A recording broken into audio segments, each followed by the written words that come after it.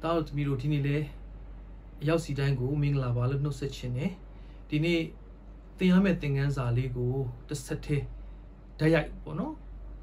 天来多没，钱也没吧嘞，啊，考试里表没，考试里啊 ，resurrection power to spiritual hope，是咯，他们要进这个路阿的，还这里是咯，spiritual hope。when you meolin chin ya yan tha myeok chin taku lo at ne chin lo khong sin ni pi chin pare so do sai winyin ye de ma no di phaya ko meolin ne aya spiritual hope so da logi meolin chin ne ma tu winyin meolin chin li di so meolin ne so wait on bo no wait on the lord phaya ko meolin ne atat da shi bu a 用基督得到嘛，耶基督，圣龙也叫苏ဖြစ်တယ်ကျမ်းစာမှာနော်聖龍ရဲ့ကြောက်ဆူးလို့ပဲ聖龍အတွင်းထဲမှာကြောက်ဆူးချထားတယ်လို့ပဲအဲ့ဒီဝိညာဉ်မျှော်လင့်ခြင်းလေးကတိတ်အရေးကြီးတယ်ဆိုတဲ့အကြောင်းဒီနေ့ဝေငှခြင်းနဲ့ရွှေကျမ်းချက်အခြေပြုထားတဲ့ကျမ်းပိုက်ကလေးကတော့ဟေဘရဲခန်းကြီး6အငယ်19ကိုအတူတူဖတ်ကြည့်အောင်ဟေဘရဲ6အငယ်19ထိုမျော်လင့်ခြင်းမူကားကလကာအတွင်း၌ချ၍မြဲမြံခိုင်ခံ့သောစိတ်နှလုံးဤကြောက်ဆူကဲ့သို့ငါတို့၌ရှိသည်ထိုမျော်လင့်ခြင်းဟာဆိုဝိညာဉ်မျော်လင့်ခြင်းကိုပြောတာအဲ့ဒီဝိညာဉ်မျော်လင့်ခြင်းကဘာနဲ့တူလဲဆိုတော့နော်စိတ်နှလုံးအတွင်းမှာချထားတဲ့ကြောက်ဆူးနဲ့တူတယ်တဲ့ကြောက်ဆူးနော်ကြောက်ဆူးဆိုတာကသင်္ဘောတွေမှာဒီမုန်တိုင်းနေလေမုန်တိုင်းနေပါလာတဲ့အချိန်ပဲဖြစ်ဖြစ်เนาะကန်းကတ်တဲ့အချိန်ပဲဖြစ်ဖြစ်ကြောက်ဆူးကချထားရတယ်မလှုပ်သွားအောင်ပေါ့เนาะတည်ငြိမ်အောင် stable ဖြစ်အောင်လုံခြုံအောင်ဘေးအန္တရာယ်နဲ့ကင်းလွတ်အောင်ကြောက်ဆူးလေးကိုချထားရတယ်တဲ့ဆိုတော့ယုံကြည်သူတယောက်ရဲ့အသက်တာမှာဝိညာဉ်မျှော်လင့်ခြင်းဆိုတာကအဲ့ဒီကြောက်ဆူးနဲ့တူတယ်เนาะဘာကြောက်ဆူးလို့စိတ်နှလုံးအတွင်းမှာချတဲ့ကြောက်ဆူးတဲ့ဒါကဒီကြောက်ဆူးမရှိလို့ရှင်တော့နော်လေးနေရအောင်လွင့်ပြီးတော့ဗျံပရာအထိန်မရှိတဲ့တင်မောလို့ပေါ့နော်ဆိုတော့အထိန်သူမရှိတဲ့အသက်တာဖြစ်သွားနိုင်တယ်ဆိုတာလေးကိုဒီဟေပြဲဩဝါဒစာရေးတဲ့သူကတိုက်တွန်းထားသလိုပေါ့အကျိုးကျေးဇူးပါလေတဲ့အကျိုးကျေးဇူးကတော့နော်မြဲမြံခိုင်ခန့်သောစိတ်နှလုံးဤကြောက်ဆူးဆိုတော့အဲ့စိတ်နှလုံးထဲမှာ तू ကမြဲမြံခိုင်ခန့်တဲ့အကျိုးကျေးဇူးလေးရမှာဝိညာဉ်မျှော်လင့်ခြင်းရှိတဲ့သူအတွက်ဘုရားပြင်ဆင်ပေးထားတဲ့တကိုးတော်မာစာမှုတက်တည်ဒါဘုရားတကိုးတော်လုပ်ပေးတာဘုရားတကိုးတော်မာစာမှုတက်တည်ကဘာလဲဆိုစိတ်နှလုံးအတွင်းမှာမြဲမြံခိုင်ခန့်နေအဲ့ဒီစကားလုံးလေးကိုအင်္ဂလိပ်လိုကျမ်းစာမှာပြန်ဖတ်ကြည့်တယ်မြဲမြံခိုင်ခန့်နေဒီ King James version နဲ့ NIV ပေါ့နော်နှစ်မျိုးကိုဖတ်ကြည့်ပါ NIV မှာကျတော့ firm and secure လို့သုံးတယ် firm ဆိုတာကခိုင်ခန့်တာ FARM firm ဆိုခိုင်ခန့်နေ secure ဆိုလုံခြုံနေနော်လုံခြုံနေဒီချိန်ကာလမှာနော်မလုံခြုံမှုတွေပေါ့မလုံမခြုံမှုတွေအများများပါတယ်ငွေရှိလည်းမလုံခြုံဘူးလောကမှာငွေရှိရင်တော့ဟလာလောကီအမခံချက် safe ဖြစ်ပြီဟလာအထဲမှာ secure နော်လုံခြုံပြီလို့ထင်ပေမဲ့တော့ perfect တော့မဖြစ်ဘူး perfect security တော့မဖြစ်ဘူးသူက temporary ပဲသူကယာယီပဲဟိုစဉ်းစားကြည့်ပေါ့နော်ငွေရှိတယ်အခုဒီချိန်ကာလမှာကာလနာပြီးနိုင်ငံခြားတော့ကုလို့ရမလားမရဘူးနိုင်ငံခြားမှာပိုလုံးဆိုးသေးတယ်နော်ဆိုတော့တချို့ယောဂါတွေကကုလို့ရတဲ့အရာရှိပေမဲ့လည်းအခုဒီလိုကာလနာမျိုးဆိုရင်ကုလို့မရဘူးမလုံခြုံငွေရဘာမှလုံခြုံမှုမပေးနိုင်ဘူးကာလနာပေးလည်းရှိသလိုဟုတ်လားဟိုစစ်ဘေးခုဆိုလဲနော်စစ်ဘေးရှောင်ဒီမျိုးမျိုးပေါ့နေမီတီတာသူပြင်တို့တွေကချင်းပြည်တဲ့ဘက်မှာနော်သူပြင်ရခိုင်ဘက်တို့ဆိုရင်လေဒီစစ်ဘေးရှောင်နေနော်ပြေးလွှားနေရတာပဲသူ သို့တော်လည်းငွေနဲ့လည်းမကင်နိုင်ပါဘူးနော်ရွှေနဲ့လည်းမကင်နိုင်ပါဘူးပြီးတော့မှအစာရည်စာခေါင်းပါတဲ့ပြီးအစာရည်စာခေါင်းပါတဲ့ဆိုတဲ့ခါမှာလဲယောဂဖြစ်လို့ရှိရသားနဲ့မစားနိုင်တာတစ်မျိုးနော်အစားအစာကိုစီမှာမလုံလောက်လို့မစားရတာတစ်မျိုးနော်ဟိုအာမုတ်တို့လက်ထက်ကပြောရဲဆိုရင်သွားတို့ဤစင်ကြယ်ခြင်းကို၎င်းဆိုမှတ်မိတယ်နော်အာမုတ်၄မှာတော့လေသွားတို့ဤစင်ကြယ်ခြင်းဆိုသွားလေအစာမစားလို့ပြောင်းနေတာပဲနော်ဆိုတော့အဲ့လိုဘေးဥအန်ဒီရီတစ်ခုပေါ့နော်ကြုံတွေ့ရတဲ့ကာလမှာဆိုတော့ရွှေလည်းမကင်နိုင်ပါဘူးငွေလည်းမကင်နိုင်ပါဘူး security ကစိတ်လုံးထဲမှာဘုရားခင်ပြတာ farm and secure ဟလားလုံခြုံစီတယ်ဒီ King James version မှာတော့ဘယ်လိုပြောလဲဆိုတော့သူက sure and steadfast sure ဆိုတာကတော့တေချာတယ်တန်တရားမရှိဘူးဟလားနော်စိတ်ချတယ်တေချာတယ်ပေါ့ sure and steadfast ဆိုတာကတီကြီးတာပေါ့နော်တီကြီးပေါ့ဆိုတော့ဒါကတော့ဝိညာဉ်မျှော်လင့်ခြင်းလေးကိုဟိုနားလည်နိုင်အောင်လို့မျိုးပေါ့နော်ဒါလေးတွေကရှင်းပြတာပါလူဘာသာစကားလေးနဲ့ရှင်းပြတာနားလည်နိုင်တဲ့ဉာဏ်ကတော့စိတ်ဝိညာဉ်ထဲမှာဖျားပြီးမှရတာလေဆိုတော့လူရဲ့စိတ်လုံးအထက်မှာရှိတဲ့ဝိညာဉ်မျှော်လင့်ခြင်းလေးကအထဲမှာစိတ်ချမှုရှိနေတယ်နော်တီကြီးခိုင်ခန့်နေတယ်မြဲမြံနေဆိုတာလှုပ်ရှားခြင်းမရှိဘူးပေါ့နော်ဒီပြတ်တောက်မသွားဘူးเนาะအဲ့တော့ဆွဲမြဲဖြစ်နေတယ်เนาะဒီ farm and secure ဆိုတဲ့အခါမှာလဲခိုင်ခန့်နေเนาะပြီးတော့မှလုံခြုံနေဆိုဒီလုံခြုံခြင်းကယူတနလုံခြုံခြင်းမဟုတ် perfect security ပြည့်စုံတဲ့လုံခြုံမှုဖျားပေးထားတာအဲ့ဒီဟာလေးကတိတ်နေတယ်ဒီဟာလေးကလူတွေနားမလည်နိုင်ဘူးတော်တော်များများလည်းသဘောမပေါက်ဘူးမခံစားရဘူးเนาะမခံစားရဘူးအဓိကဒီဟေဘရဲဩ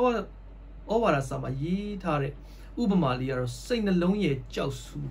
တို့ရဲ့စိတ်နှလုံးထဲမှာကြောက်ဆူရှိဖို့လိုတယ်တခါလေကြောက်ဆူကပျောက်ကြောက်ဆူကဘယ်ပျောက်သွားလဲမသိဘူးเนาะကြောက်ဆူကဟာလာလော်ကီအညစ်အကြေးတွေနဲ့ကြောက်ဆူကဟိုပေးချမ်းပြီးတော့ကြောက်ဆူးမဖြစ်တာတွေလည်းရှိတာပေါ့နော်ကြောက်ဆူးမဖြစ်ဘူးအဲ့လိုအခြေအနေလေးတွေနဲ့အသက်ရှင်နေတဲ့အသက်တာတွေဟာဒီနေ့မလုံမချုံခံစားနေရတဲ့တက်တည်ပဲဒါစိတ်လုံးထဲမှာကြောက်ဆူးဖြစ်တဲ့သူကလုံချုံနေကြောက်ဆူးမဖြစ်တဲ့သူကတော့နော်လေးတိုက်ရလွင့်နေဩဝါဒလေးတိုက်၍ဖြူဖျဲလွင့်တော်သောသူငယ်လူဖြစ်တယ်နော်သူမှာ stable မဖြစ်ဘူး steadfastness တည်ကြည်မှုမရှိဘူးနော်တမန်တရားမှာမတည်ကြည်နိုင်ဘူးသူကဟိုလူပြောရင်ပြောသလိုဒီလူပြောရင်ပြောသလိုဟိုဘက်မှာတစ်မျိုးဒီဘက်မှာတစ်မျိုးနော်အကုန်ယုံတာပဲတမန်တရားနဲ့ညီလဲမတည်ဘူးမညီလဲမပိုင်ခြားတတ်တဲ့အသက်တာမျိုးစိတ်လုံးထဲမှာဝိညာဉ်မျှော်လင့်ခြင်းလေးကနေရာမရ spiritual hope ထိုမျှော်လင့်ခြင်းမူကားဆိုတဲ့စတာเนาะနောက်ဒီမျှော်လင့်ခြင်းလေးကတို့တွေအသက်တာမှာမရှိမဖြစ်လိုအပ်တဲ့စိတ်လုံးရဲ့ကြောက်ဆူးဖြစ်တယ်သူနဲ့တွဲထားတဲ့ example လို့ပြောမလားကျမ်းပြိုင်လေးပေါ့เนาะကျမ်းပြိုင်လေးကတော့တစ်ပေခန်းကြီး1အငယ်20နဲ့21ကိုတွေ့တူဖတ်ကြည့်အောင်တစ်ပေခန်းကြီး1အငယ်20နဲ့21ထိုခရစ်တော်ကဤကဘာမတိမရှိမီခန့်ထားတော်မူခြင်းကိုခံနှင့်သည်ဖြစ်၍ကိုရောအားဖြင့်ဘုရားသခင်ကိုယုံကြည်သောသင်တို့အဖို့ဤနောက်ဆုံးသောကာလထင်ရှားတော်မူပြီသင်တို့သည်ဘုရားသခင်ကိုထောက်လျက်ယုံကြည်ခြင်းမျှော်လင့်ခြင်းရှိစေခြင်းကထိုသခင်ကိုဘုရားသခင်တည်ခြင်းမှထမြောက်စေ၍ဘုန်းအတရေကိုပေးသနာတော်မူပြီကဘာမတိမရှိခင်ကတည်းကယေရှုခရစ်ကိုလူစားတိခံပြီးတော့အပြစ်ကြွေးဆက်ဖို့ပြင်ဆင်ထားပါတယ်စီမံထားပါတယ်ခရစ်တော်လူစားတိခံယူခဲ့ပြီးပါပြီဒီနောက်ဆုံးသောကာလမှာ ခရစ်တော်ဟာလူတိုင်းရဲ့အဖြစ်အတွက်လဝကတ်တွေမှာအသေးခံယူမကောက်ဘူးနော်တေခြင်းမှာရှင်ပြန်ထမြောက်ပြီးတေခြင်းမြစ်စုငံကိုအောင်မြင်တဲ့ဘုရားဖြစ်တယ်နော်ဒီနေ့အသက်ရှင်တဲ့ဘုရားဖြစ်တဲ့ယေရှုခရစ်တော်ကအဲ့ဒီရှင်ပြန်ထမြောက်ခြင်းတကူတေခြင်းကနေထမြောက်ခြင်းတကူအောစရာကြီးနော်ဒီတကူကအဲ့တကူကဘသူပေးတာလဲတဲ့ယုံကြည်သူတွေပေးတာတဲ့ယုံကြည်သူတွေပေးတာဘာအတွက်ပေးတာလဲတဲ့ယုံကြည်ခြင်းမျှော်လင့်ခြင်းရှိစေခြင်းကယုံကြည်မျှော်လင့်ခြင်းနော်ယုံကြည်သူတွေကဝိညာဉ်မျှော်လင့်ခြင်းလေးနဲ့အသက်ရှင်ဖို့အတွက် resurrection power ခရစ်တော်ရဲ့ရှင်ပြန်ထမြောက်ခြင်းတကူကိုပေးထားတယ်နော်ခရစ်တော်ရဲ့ထမြောက်ခြင်းတကူအဲ့တကူခံစားရတဲ့အသက်တာဟာဝိညာဉ်မျှော်လင့်ခြင်းလေးခိုင်ခံ့မြဲမြံလာတယ်ဆိုတော့တကူမခံစားရတဲ့သူကတော့ဝိညာဉ်မျှော်လင့်ခြင်းမရှိလောကီမျှော်လင့်ခြင်းလောကီမျှော်လင့်ခြင်းခုနပြောပြီးပြီ limit ရှိတယ်နော်အာမခံချက်လောကီအာမခံချက်နဲ့လောကီမျှော်လင့်ခြင်းကအတိုင်းအတာကန့်သတ်ချက်ရှိတယ်ဝိညာဉ်မျှော်လင့်ခြင်းက perfect စုံလင်တယ်ထားမြောက်ခြင်းတကူမခံစားရင်လူကအချီးနှီးပဲနော်တက်တည်သူတက်တည်နဲ့သူပါပဲဟိုတမန်တော်တွေနော်ပေတရုတို့လာယာကုပ်တို့ယောဟန်တို့တနအူးပေါ့နော်အသင်းတော်မှာဒီခရစ်တော်ထမြောက်ခြင်းရှင်ပြန်ထမြောက်ခြင်းမရှိခင်မှာသူတို့တွေဘာမှမလုပ်ရကြောက်တယ်လေနော်ကြောက်တယ်ခရစ်တော်လာဖမ်းတာတော့မှထွက်ပြေးကြတယ်နော်သူတို့တတ်တည်မရှိဘူးပေါ့ရှင်ပေတရုဆိုလို့ရှိရင်ပထမတော့စင်ဖမ်းမယ်ကြားဖမ်းမယ်ပေါ့နော်လက်သီးလက်မောင်းတန်ကိုတော့တေချင်းကြောင်းလာမပြောနဲ့ကျွန်တော်ကိုတော့အရှိအရင်ဆုံးရေးဆိုင်လိုက်မှာနော်ကျွန်တော်မှဓာတ်ရှိတယ်ဆော်မယ်ကိုတော့ဒါပေမဲ့ခင်ခရစ်တော်အဲ့ကလေးကတော့ပြောပါတယ်မင်းကွာတဲ့မင်းအဲ့လိုရှောက်မပြောနဲ့တဲ့မင်းအဲ့လိုရှောက်ပြောရင်ငါခလုတ်တိုက်မိပြီးတော့လဲစရာမင်းဖြစ်နေပြီကွာတဲ့မင်းအဲ့ဒါငါရန်သူနော်တဲ့ချင်းရန်သူငါနောက်သူဆုပ်ဆိုပြီးယေရှုကအဲ့ဒီစိတ်ထားမျိုးနော်ဇာတိနဲ့ခါရဲခရစ်တော်ဘက်မှာယက်တည်တာဇာတိနဲ့နော်ခရစ်တော်နဲ့ပေါင်းလို့မရအောင်နော်ဇာတိစိတ်အားကြီးမှုနဲ့ဝိညာဉ်အရာကိုလုပ်လို့မရအောင်ခရစ်တော်ကအတိမပြုဘူးနော်ဟို recognize မလုပ်ဘူးအဲ့တော့လုပ်ပါတယ်ခရစ်တော်လာဖမ်းတဲ့အချိန်မှာဓာတ်နဲ့ခုတ်ပစ်တာပဲမာလခုဆိုတဲ့နော်ဟိုဟာကျွန်းယေဘရဟိရဲ့ကျွန်းတယောက်ခါရ spot လိုက်တာနောက်ခရစ်တော်ပြန်ပြီးတပ်ပြလိုက်တယ်ပြတ်သွားတဲ့နေရွက်ကလေးကိုပြီးတော့ထွက်ပြေးတာပါပဲမင်းယေရှုဘက်တော်သားမလားမသိဘူးနော်အိမ်တော်ဦးရောက်တော့မင်းဂါလိလဲလူပဲမင်းဂါလိလဲလူမလားမင်းယေရှုနဲ့ပေါင်းတာလေမသိဘူးဘယ်ဂါလိလဲလူပဲဘယ်ယေရှုလဲငါနားမလဲ၃ချိန်လောက်ညင်းတာနော်အဲ့ဆိုသူကကြောက်တယ်လေနိသူတို့မှာဟောမရှိဘူးပေါ့နော်အတွင်းထဲမှာဝိညာဉ်မျှော်လင့်ခြင်းတို့နော်စိတ်ချမှုတို့ stand firm ဆိုတဲ့တည်ကြည်မှုတို့ဟုတ်လား security တို့လုံခြုံမှုမရှိဘူးထားမြောက်ခြင်းတကူမခံစားခင်ရလေခရစ်တော်အသေးခံနဲ့ထားမြောက်ပြီးတဲ့အချိန်ကြတော့မပြောနဲ့တော့လုံးဝသူတို့မှာရဲရင်ခြင်းနဲ့နော်ဝိညာဉ်မျှော်လင့်ခြင်းအပြည့်နဲ့သူကအစီခံတာမောင်းထုတ်တယ်ရိုက်တယ်နှင်ထုတ်တယ်ညှင်းဆဲတယ်ထိတ်ခတ်တယ်ဟုတ်လားထောင်ချတယ်မပြောနဲ့ကွာဧဝံဂေလိတရားကျွန်တော်မပြောလို့မရဘူးဘုရားသခင်ပြောတဲ့အရာကျွန်တော်မပြောမနေနိုင်ဘူးလေဟုတ်လားမနေနိုင်တော့ဘူးဘယ်လောက်ပဲသူတို့ညှင်းဆဲလေထမြောက်ခြင်းတကူခံစားပြီးတဲ့အခါမှာလေပေတရုလို့ဆိုလို့ရှိရင်တခါတည်းထမြောက်ခြင်းရှေ့ခရစ်တော်ရှင်မြတ်ထမြောက်တဲ့ပင်တေကုတ်နေ့နော်တေခံပြီးတော့ရက်90ပြည့်တဲ့နေ့မှာဝိညာဉ်တော်ဆင်းသက်တယ်အဲ့နေ့မှာဒီကစတရားဟောတာလူပေါင်း3000တောင်ပြောင်းလို့ရမလားထမြောက်ခြင်းတကူခံစားပြီးတဲ့အချိန်မှာလေဒါပေမဲ့ထမြောက်ခြင်းတကူမခံစားရခင်လေးမှာတော့ခုနဒီခရစ်တော်ထမြောက်တော့ထမြောက်သွားပြီရှင်ပြထမြောက်သွားပြီဒါပေမဲ့ခရစ်တော်နဲ့မတွေ့သေးဘူးထမြောက်ခြင်းတက်တည်မရသေးတဲ့အချိန်မှာလေ ပြန်လောက်တာပဲအရင်ငကိုအလုပ်ကိုပြန်လောက်တာပဲငါပြန်ဖမ်းတယ်လေပေထရုတို့အုပ်စုတွေနော်သူတို့တကိုးမရဘူးသူတို့ဟလာလောကီမျောလင်းခြင်းလောကီအာမခံချက်ပြက်ရှာတာပါပဲဒါပေမဲ့ခရစ်တော်ရဲ့တတ်တည်ထူတွေရပောင်းနော်40ကနေပြီးတော့ထားမြောက်ပြီးတဲ့နောက်ပိုင်းပေါ့ရပောင်း40ပြီးမှသူကဟိုကောင်းကင်တက်သွားတာကိုနော်ကောင်းကင်တက်ဆိုရပောင်း40လောက်မှသူကတက်တည်တွေအများကြီးပေါ့နော်ခရစ်တော်ကသူထူသွားတဲ့အခါမှာထားမြောက်ခြင်းတကူခံစားရတယ်ပေတေကုတ်တိရပောင်း90ရောက်တော့ဝိညာဉ်တော်ပံ့ပိုးမှုနဲ့ခါတယ်ဟလာရဲရင်သွားတယ်နောက်ဆုံးဒီဝိညာဉ်အတွေ့အကြုံရင့်ကျက်တဲ့ဂါမလီလာဆိုတဲ့နော်ပါရီရှေဒီကိုဆုံးမတွန်တင်ရတဲ့ဒီတာပါမောက်ခကြီးဝိညာဉ်ပိုင်းဆိုင်ရာဒီတာပါမောက်ခကြီးပါရဂူကြီးသူကတော့မပြောရလေမင်းတို့တော်တော်မလုံးနဲ့နော်ဘုရားသခင်ပြုတဲ့အမှုဆိုရင်လူတွေဘာမှလုပ်လို့မရဘူးတဲ့မင်းတို့ကိုယ်တိုင်ပဲအာနာတော်ကိုမဆန့်ကျင်မိဖို့အတွက်မင်းတို့တတိပြုကြကွာတဲ့ဒီသူတို့ဟောနေတာပြောနေတာတတိခံနေတွေဟာလူပြုတဲ့အမှုဆိုရင်တော့သူပြတ်သွားမယ်နော်ဥပမာလေးတောင်ပေးတယ်ယူဒာနဲ့တုဒဒီ hero ပေါ့နော် celebrity လုပ်ချင်ကြတဲ့တရားဟောဆရာ2ယောက်သူတို့နောက်ကလူပေါင်း400လောက်လိုက်တာဒါပေမဲ့လူပြုတဲ့အမှုဆိုတော့ဖြည်းဖြည်းနဲ့ပျောက်ပြတ်သွားတာပဲမဟုတ်ဘူးလားတဲ့အဲ့လိုပဲရှိပါစီကွာတဲ့ဖေဟာလုပ်တယ်ဆိုတော့မင်းတို့အာနာတော်ကိုဆန်တယ်လို့ဖြစ်မယ်နော်တဲ့နော်အဲ့တော့ဒီတမန်တော်ရဲ့အသက်တာမှာလေထမြောက်ခြင်းတကူခံစားပြီးတဲ့အခါမှာငြင်းငြင်းမနေနိုင်ဘူးအထဲထဲကစိတ်နှလုံးထဲမှာသူကနော်ကြောက်ရွံ့ခြင်းမရှိဘူးဖျောက်ယုံနေနော်ဘလောက်ပဲအပြစ်ဘက်မှာယောဂါတွေကိုဗစ်ပဲဖြစ်နော်မတ်ဗစ်ပဲဖြစ်ပေါ့နော်ဘလောက်ပဲချင်းချောက်မှုတွေများပါစေနော်သူတို့ secure ဖြစ်တယ်အတွင်းနဲ့ inner security အဲ့ဒီတက်တည်လေးဟာဒီနေ့ဒါတို့သူမျိုးတို့ဘဝအသက်တာတွေမှာခံစားစေခြင်းနဲ့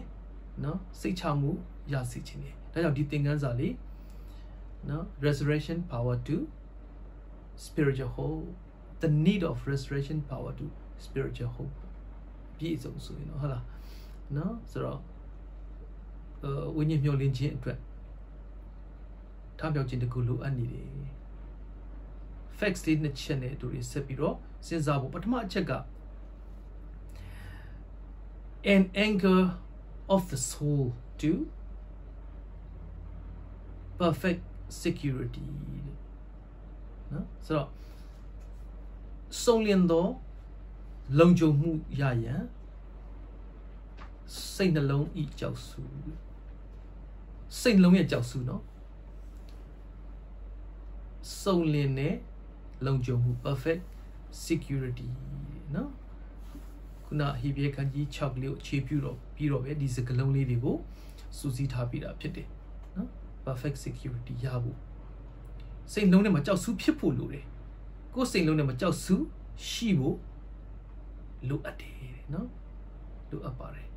ရင်းမြစ်ခိုင်ခန့်တဲ့ကြောက်စုလေးလိုအပ်တယ်ပထမဆုံးရွေးချယ်ထားတဲ့ကျမ်းပိုက်ကလေးကတော့နှစ်ကောခန်းကြီး1အငယ်20-21နော်21-22ဖြစ်မယ်ဒီနေ့21-22ဖြစ်မယ်နော်နှစ်ကော1အငယ်21-22မှာစိတ်နှလုံးထဲမှာဘုရားသခင်ထည့်ထားပြီးတဲ့ကြောက်စုကဘယ်လိုလဲဆိုတော့ဖတ်ကြည့်အောင်နှစ်ကော1အငယ်21-22သင်တို့နှင့်ငါတို့ကိုခရစ်တော်၌တည်စေ၍ဗိသိက်ပေးသောသူကဘုရားသခင်ဖြစ်သည်ထိုဘုရားသခင်သည်ငါတို့ကိုတစိတ်ခတ်၍ငါတို့စိတ်လုံးထဲ၌ဝိညာဉ်တော်တည်ဟုသောစရံကိုသွင်းပေးတော်မူ၏ဘုရားသခင်ကတဲ့ယုံကြည်သူတွေကိုဗိသိက်ပေးထားတယ်အဲ့ဒီဗိသိက်ကဘာလဲဆိုခရစ်တော်နဲ့တည်ဖို့တဲ့နော်ခရစ်တော်နဲ့တည်ဖို့ဗိသိက်ကိုပေးပြီးတော့ခရစ်တော်နဲ့တည်ဖို့ဘာလို့ပေးသေးလဲဆိုတော့တစိတ်ခတ်တယ် seal တစိတ်ခတ်တယ်ပြီးတော့မှစရံပေးလိုက်တယ် seal နဲ့ နော် guarantee အဲ့ဒီ guarantee ကပါလေတန်ရှင်သောဝိညာဉ်တော်ရဲ့ကုညီမဆာမှုဆိုတော့ဘုရားသခင်ကတန်ရှင်သောဝိညာဉ်တော်ရဲ့ကုညီမဆာမှုကိုယုံကြည်သူတွေအတွက်ပြင်ဆင်ထားပြီးတယ်အဲ့ဒါဘိသိက်လို့ခေါ်တယ်နော်ယုံကြည်သူတိုင်းကဘုရားသခင်ဘိသိက်တော်ခံစားရတယ်ဘာဘိသိက်လဲတန်ရှင်သောဝိညာဉ်တော်ရဲ့ကုညီမဆာမှုဘိသိက်အဲ့ဒါက seal စိတ်ဝိညာဉ်စိတ်နှလုံးထဲမှာနော်ဘုရားသခင်ကတစိတ်ခတ်လိုက်တာဘုရားရဲ့တက်တည်ဝိညာဉ်တော်ရဲ့တက်တည်အထဲထဲမှာစိတ်ချမှုရတယ် secure ဖြစ်တယ်နော်ဒီ seal ကြောင့်ပဲစိတ်လုံးအတွင်းထဲမှာစိတ်ချမှုရတယ်ဘယ်လိုအခြေအနေမျိုးဆိုကိုတော့ရှိတယ်ကိုတော့အားကိုလို့ရတယ်ကိုတော့အဖဖြစ်တယ်အထဲထဲမှာကွာယုံကြည်စိတ်ချမှုယုံကြည်မျှော်လင့်ခြင်းအထဲထဲမှာရလာတယ်စိတ်ပြီးတော့မှစိတ်ရန်ဆိုတာကတော့ဒီတန်ရှင်တော်ဝိညာဉ်ရဲ့ကုညီမဆာမှုကိုစတင်ခံစားနေရပြီလို့ပြောတာပါနော်ဒါပိုင်ဆိုင်ကြောင်းဒါဘုရားသခင်ရဲ့ပိုင်ဆိုင်ကြောင်းဘုရားသခင်ရဲ့တက်ဆိုင်ကြောင်းနော်ဘုရားသခင်ရဲ့လူဆိုတဲ့နော်တတ်မှတ်လိုက်တာ seal လုပ်လိုက်ပြီနော်ဘုရားသခင်အထဲထဲမှာကိုကဝိညာဉ်တော်ရဲ့ကုညီပံ့ပိုးမှုကိုကြောက်ဆူးလို့ပဲနော်ယုံကြည်မျှော်လင့်ခြင်းလေးကိုထည့်ထားပြီးတယ်စိတ်ချမှုလေးဆိုတော့ဒီလုံခြုံစိတ်ချမှုဖြစ်စေတဲ့ဒီဝိညာဉ်မျှော်လင့်ခြင်းလေးကိုအထဲထဲမှာရှိလာအောင်နော်တန်ရှင်သောဝိညာဉ်တော်ကတစိတ်ခတ်ပြီးတော့ထည့်ပေးလိုက်တာဖြစ်တယ်ဒါ perfect security ပဲနော်ဝိညာဉ်တော်အပြင်ဘယ်လိုအခြေအနေမျိုးမဆိုဘုရားကိုယုံနေမျှော်လင့်နေနော်စိတ်ချတယ်ဟလာစိတ်လုံးထဲမှာဘယ်လိုပဲဖြစ်ဖြစ်ဘုရားမြတ်တာနဲ့ခွဲခွာလို့မရအောင်နော်ဘလောက်ပဲဖြည့်ဆည်းမှုတွေဘလောက်ပဲစုံစမ်းခြင်းတွေဘလောက်ပဲဟလာယောဂဝေဒနာကာလနာနော်စစ်မဲ့ရေးရပဲဖြစ်ဖြစ်စာခေါင်းမာတာပဲဖြစ်ဖြစ်ဘလို့အခြေအနေမျိုးလောကဒဏ်တရားရှိပါစေအထဲထဲမှာကိုကဝိညာဉ်တော်ရဲ့တစိတ်ခတ်ခြင်းဆိုတဲ့ perfect security ကိုပြင်ဆင်ပေးထားတယ်ဆိုတော့ပထမအချက်လေးနဲ့နားလေစေချင်တယ် example လေးကတော့ဆာလံ112ခုမြောက်သောဆာလံအငယ်9နဲ့10ကိုတွေ့မှကြည့်အောင်နော်ဒါဆာလံတခြင်းလေးဒါဝိရဲ့ဆက်ဆိုထားတဲ့ဆာလံတခြင်းလေးနဲ့လည်းဥပမာလေးပေးခြင်းတယ်လို့ဆာလံ112ခုမြောက်သောဆာလံအပိုင်းငယ်9မှ10မကောင်းသောသတင်းကိုမကြောက်ရစိတ်နှလုံးသည်ထာဝရဘုရားကိုကိုးစားသဖြင့်တည်ကြည်တတ်၏သူဤစိတ်နှလုံးသည်မြဲမြံသည်ဖြစ်၍ရန်သူတို့၌အားမရမီတိုင်အောင်ကြောက်ခြင်းနှင့်လွတ်လိမ့်မည်မကောင်းသောသတင်းကိုမကြောက်ရဘူးဒီနေ့မိုးလင်းပြီဆိုတော့ BBC VOA RFA ဟလာ RFA ဒီသတင်းဌာနတွေလည်းရှိသလိုတခြား Facebook တို့ Messenger တို့မှာပြန့်နေတာပဲမကောင်းတဲ့သတင်းတွေနော်မကောင်းတဲ့သတင်းတွေကဘာဖြစ်လဲဆိုတော့မလုံခြုံမှုစိုးရိမ်ပူပန်စရာတွေဖြစ်စီတယ်လေနော်အကြံပေးခြင်းနဲ့မိုးလင်းတာနဲ့အဲ့ဒီလောကရဲ့နော်မကောင်းတဲ့သတင်းတွေကိုမကြည့်ကြပါနဲ့အခုကလူတွေကဟိုကြည်တင်သလားမကြည်တင်သလားလှုပ်တင်သလားမလှုပ်မနဲ့ခင်းမှာမဟုတ်ပါဘူးနော်ဘယ်အချိန်ဆိုတတိတော့ထားပေါ့မကြည့်နဲ့လို့တော့ပြည့်ညက်ကြီးနဲ့မတားမြစ်ချင်ပါဘူးဒါပေမဲ့လေကိုယ့်အတွက်အကျိုးရှိလားမကျိုးမရှိလားဆိုတာပဲစဉ်းစားနော်လူတီဘယ်နှယောက်တည်သွားပြီလဲဘယ်နှယောက်အသက်ခံရတယ်လဲယောဂပိုးကြောင့်ဘယ်နှယောက်တည်တယ်လဲဒါတွေကြည့်ပြီးတော့စဉ်းစားကြည့်ဝိညာဉ်ခွန်အားတိုးလားနော်စိတ်ဝိညာဉ်ထဲမှာလုံခြုံမှုခံစားရလားစဉ်းစားကြည့်ပေါ့မခံစားရဘူးအဲ့ဒါတွေဖတ်ပြီးတော့စိုးရင်ပူပန်စရာကြီးပဲဖြစ်တာမဟုတ်ဘူးလားနော်အဲ့တော့လေဟလာကြည့်လေတမန်ကချန်ကပေါ့နော်ကြည့်လေကြော်ပလိုက်ပေါ့ဟောမြင်တွေ့လိုက်ရပြီဆိုရင်ဆက်ပြီးတော့ study လုပ်မနေနဲ့နော်အဲ့တော့ဘာပဲပြောကိုတော့ထိမ့်သိမ်းစောင့်ရှောက်အောင်ပဲတာဝန်တော့ရှိပါတယ်နော်ဘုရားပြည့်ညက်ကြီးနေတော့မထိမ့်မိမယ်လေ နော်တမာတတိရှိရှိလေးနဲ့မလွတ်သွားအောင်ထိမှာ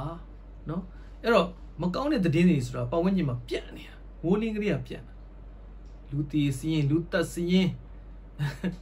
ဟဲ့လားအမျိုးမျိုးသောအမင်္ဂလာအမှုတွေနော်ဒါမဲ့တဲ့ဖရာသခင်ကိုအားကိုးတဲ့သူကခိုးလုံတဲ့သူကမကြောက်ဘူးတဲ့နော်စိတ်လုံးထဲ၌ဖရာသခင်ကိုအားကိုးတဲ့အတွက်ကြောင့်နော်တည်ကြည်တယ်စိတ်လုံးကတည်ကြည်တယ်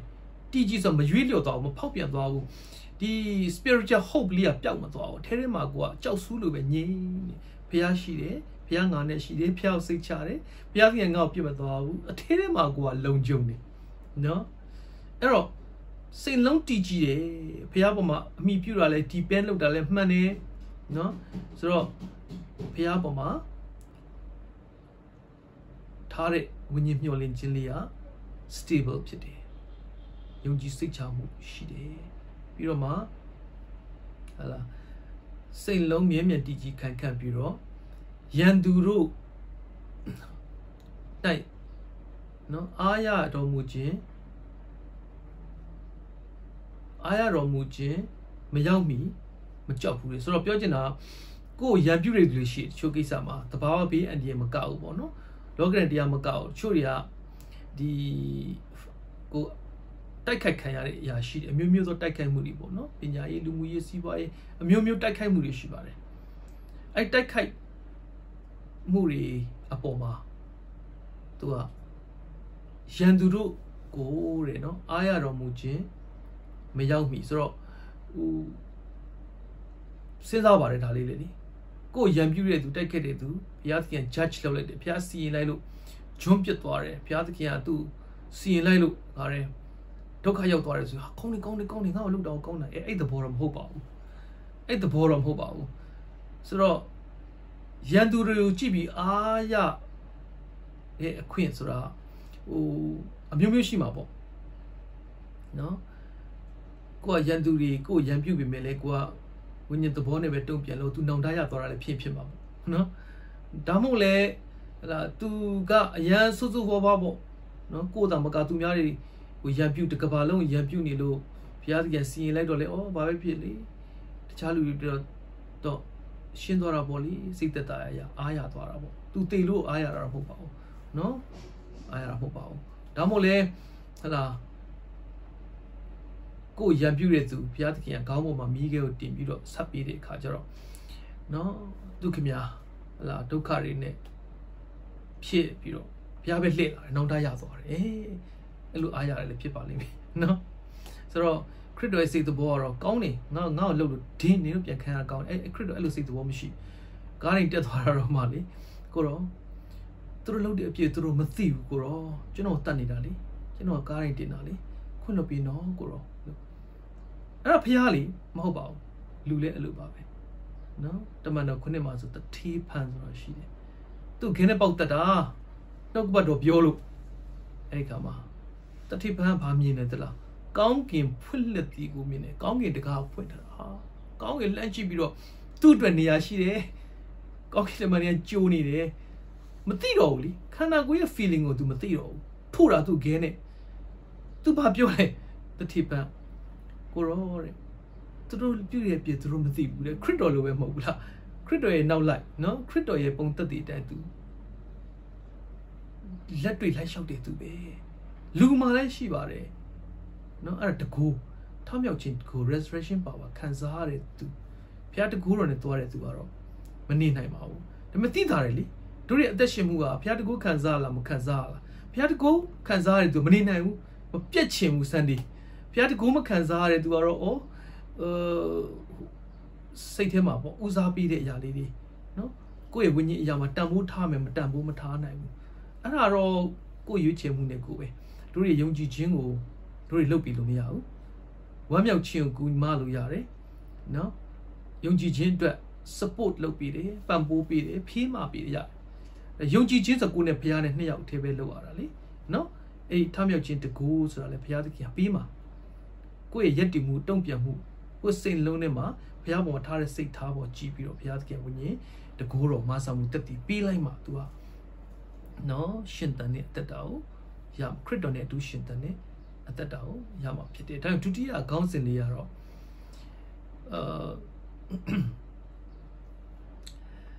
explicit direction explicit raga teacher pyatare direction lanyamu no teacher pyatare lanyamu yabulu explicit direction to indwelling Christ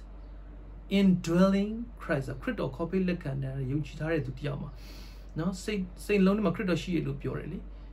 crit or she lu pure be me crit or ma polo in it that ali machila she crit or a tam machine the lupin satia betation no so the council mima lu pure in crit on it do shintanya dwe teacher to lanyu teacher pyatare lanyu lu ate so duria no spiritual instruction spiritual direction ko titi chacha di niya ma phya thkin pi tha bare phya thkin ye lanyu mu di ma titi chacha ya da pe amya su ro ma jai pu amya su ga phyaw taw pe jai de no phyaw taw khan yu ye phyaw taw sa de lu chin neကိုယ့်ရဲ့စိတ်နဲ့ကြိုက်တဲ့တရားဟောချက်ကိုနားထောင်တယ်ကိုယ်စိတ်နဲ့မကြိုက်တဲ့အရာဆိုသူကဖယ်လိုက်တယ်နော်ဆိုတော့ explicit direction ဆိုမရတော့ထမြောက်ခြင်းတကူရမလားမရဘူးထမြောက်ခြင်းတကူမရတော့ခရစ်တော်နဲ့အတူရှင်သန်လို့ရမလားမရဘူးအထင်းမှာခရစ်တော်ရှင်သန်လို့မရဘူးနော်စိတ်လုံးနဲ့ကြောက်ဆူးမဖြစ်ဘူးခရစ်တော်ပေါ်မှာယုံကြည်စိတ်ချမှုဆိုတာခရစ်တော်ပေါ်မှာမျှော်လင့်တဲ့စိတ်နှလုံးဆိုတာမရှိဘူးတကူတော့မှမခံစားရတာတကူတော့မခံစားရပဲနဲ့ဝိညာဉ်မျှော်လင့်ခြင်းဆိုတာမဖြစ်လာနိုင်ဘူးလေအဲဒါကြောင့်မလို့နော်အရေးကြီးတာကတိကျ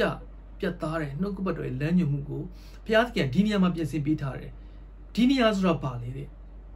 နော်တိုးတော်စုကိုတာဝန်ယူပြီးကြည့်ရှုနေတဲ့နေရာတိုင်းကိုပြောတာတူးချင်းနော်သူ့နေရာနဲ့သူရှိပါတယ်နော်ဒီကုညီမဆတဲ့ဝိညာဉ်ဘိုးတော်စုနဲ့တိုးထိန်နဲ့တစုဘုရားသခင်ထားပါတယ်အဲ့ဒီနေရာလေးတွေမှာဘုရားသခင်ဟာတိကျတဲ့ interaction ရတယ်ကျမ်းပိုက်ကလေးကတော့ဟေရှာယခန်းကြီး30အငယ်21ကိုဖတ်ကြည့်အောင်ထာဝရဘုရားသည်တင့်အားဒုက္ခမုတ်ကိုကြွေး၍ဆင်းရဲခြင်းရေကိုတိုက်တော်မူတော်လဲတင်ဤဆရာတို့သည်နောက်တစ်ဖန်ပုံရှောင်၍မနေရကြကိုမျက်စိနှင့်ကိုဆရာတို့ကိုမြင်ရလိမ့်မည်တင်သည်လက်ရဘက်လက်ဝဲဘက်သို့လမ်းလွဲလျက်ဤမည်သောလမ်းသည်မှန်၏ဤလမ်း၌တွားလို့ဟုတင့်နောက်၌ပြောသောစကားတန်ကိုနားနှင့်ကြားရလိမ့်မည်ဝိညာဉ်လမ်းညွှန်မှုလေးတွေကိုမခံယူဘူးကိုယ်စိတ်ကြိုက်ပေါ့နော်အသက်ရှင်တဲ့ယုံကြည်သူတွေကိုဘုရားသခင်ဘာလုပ်လဲဆိုဒုက္ခမုံနဲ့ဆင်းရဲခြင်းရှိတိုက်ပါတယ်နော်မုံနေရည်တွေကျွေးတယ်တိုက်တယ်ဆင်းရဲဒုက္ခအတွေ့အကြုံပေါ့နော်လောကဓာတ်တရားနဲ့ဘုရားသခင်ကဒီခါးသီးတဲ့အတွေ့အကြုံတွေပေးလိုက်တဲ့အခါကျတော့ဘာပေါ်လာလဲဆိုတော့တင်ဤဆရာတို့ဒီတဲ့နော်နောက်တစ်ဖန်ပုံးရှောင်ရင်မနေရကြ blessing နော်ကောင်းကြီးမင်္ဂလာဘုရားသခင်ရဲ့ explicit direction တိကျတဲ့လမ်းညွှန်မှုလက်ဝဲဘက်လွှဲရင်ဒီလမ်းမသွားနဲ့လက်ရဘက်လားလက်ဝဲဘက်လက်ရဘက်မလွှဲရအောင်တိကျတဲ့လမ်းညွှန်မှုကိုပြောတယ်ဒီလမ်းကိုပဲလိုက်ဟိုလမ်းကိုမလိုက်နဲ့နော်ဆရာတို့ကပုံးရှောင်ရင်မနေရဘူးတဲ့ကိုယ့်တဝိညာဉ်ကြီးကကုညီမဆမဲ့လမ်းညွှန်ပြီးမဲ့ဆရာတွေပေါ်လာတယ်ဘုရားသခင်ကနော်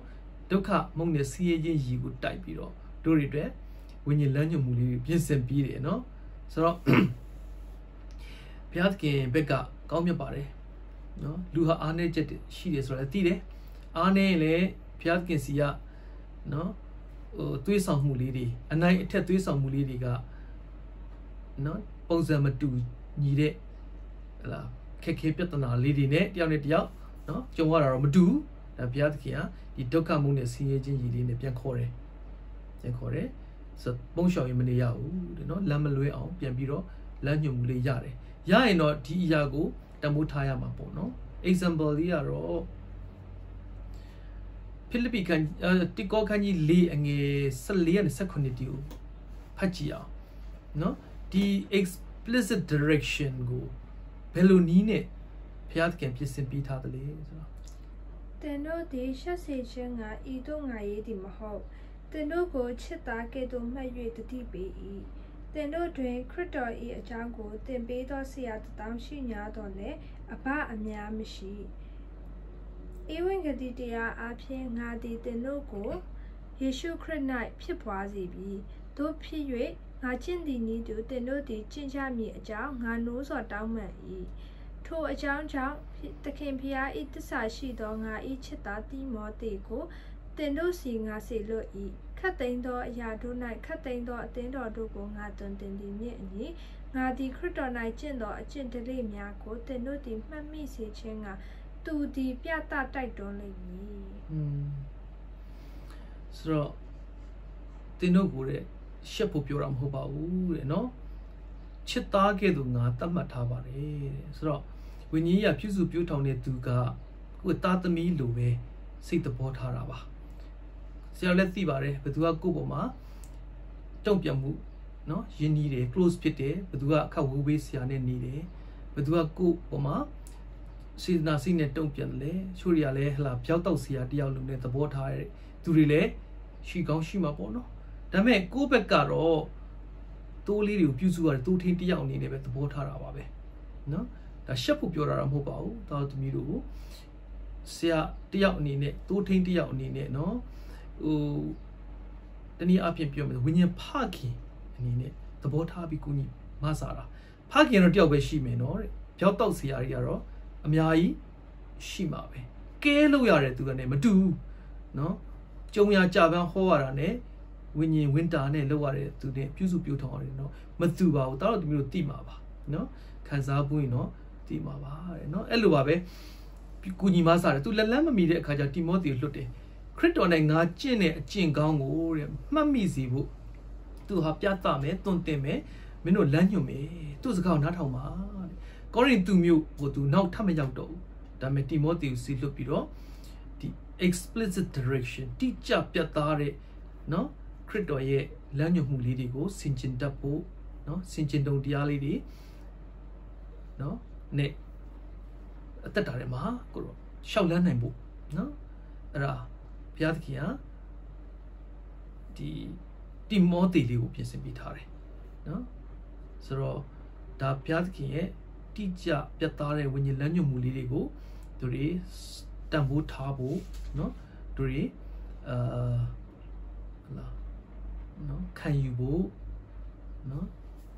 Analiga, example in a Utah law, now so mono, application, let me lobo, jump by Gliaro. Call of the thing, Nasan in the Satoline, Nikon Chochimare, no, let me jump by Glue, Papiro. To apply locally. Do life ma. Achia. Jamuka, Kauke Auna Shitamiado, we near the wa, to our hop your the pit. The no di, Goran Jaya Pido, eventually dia e. Your lynch, mamma, your bed, time ye judge, DG Janet the qua, Yemias or young Jale, that she sent Jalia. A pit and queen again, Lulia Shito. Tendogo, she don't I set a me jounty. Ewing Gilidia, your lynching, I'm a real to about time judge and DG, no? Saint Lonia Jausubo, time jare, DG, steadfastness, no? Time jare, Saint Lonema, the Ella Jausu chart like that. Jausu chart, no, when you're lynching. Ewing Gilidia, your lynching, my real to no? My real to no? The over as a sound legal. Call of the over as a sound line, the trip or no? DG Shibu, no? Ra, Piesibu, Lujambo, Megolin the coop, to PG out, but my Megoli are Piapi de Winjamolin J. Ne, no? Yayubu. Piapi the Winjamolin J or Yayubu below. Quote that about Anne Jeshil, but Atasi, now shit is she to less row. Yes, it's easy, Jenny. To the Megoli to coop. Caro. Teach up Yatare. When you learn your hune, teaches was yetibu. Quote that out, the looking assembly, so they Megol in the cool. ပြန်လဲစစ်ဆေးရင်လည်းလာမဲ့တပတ်တာလုံးဘုရားသခင်ရဲ့လမ်းပြမှုဝိညာဉ်တော်ရဲ့စီရင်နဲ့အသက်ရှင်သွားလာနိုင်တဲ့အသက်တာစိတ်လုံးတွေကမြဲမြံတည်ကြည်တဲ့ကြောက်ဆူးလေးကိုနော်ချထားပြီးတော့အသက်ရှင်နိုင်တဲ့ယက်တည်နိုင်တဲ့သားရဲ့သမီးဖြစ်ပါစေဝိငါခြင်းနဲ့ပြန်လည်ကောင်းချီးပေးပါစေ